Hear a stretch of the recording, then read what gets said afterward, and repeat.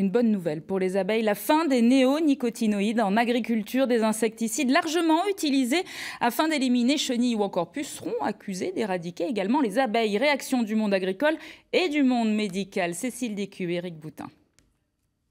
Commençons par une question, qu'est-ce qu'un néonicotinoïde ? Ce sont des insecticides neurotoxiques, c'est-à-dire ce sont des produits qui ont été conçus pour tuer des insectes ou perturber leur système neurologique.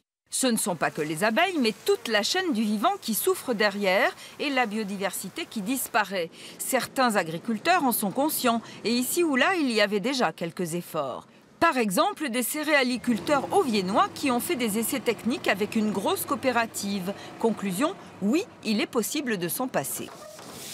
On a une variété qui est résistante, ça nous permet de travailler sans néonicotinoïdes sur ces céréales-là. Après, on peut conseiller aussi de semer un peu plus tardivement sur les blés qui peuvent être sensibles si on sème trop tôt.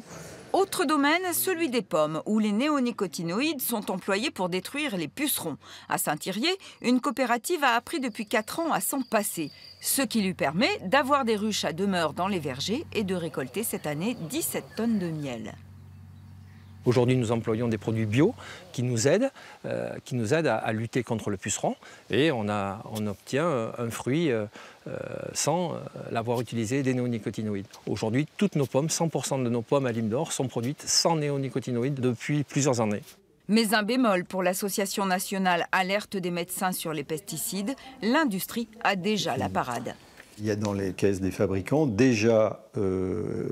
ayant déjà obtenu leur autorisation de mise sur le marché, 2 produits au niveau européen qui ont exactement le même mécanisme d'action que les néonicotinoïdes, ce qui est extrêmement problématique, et que les industriels ont eu l'intelligence de classer, de bidouiller un peu le classement pour qu'ils ne s'appellent pas des néonicotinoïdes, parce qu'ils savaient très bien que sinon ils passeraient à la trappe.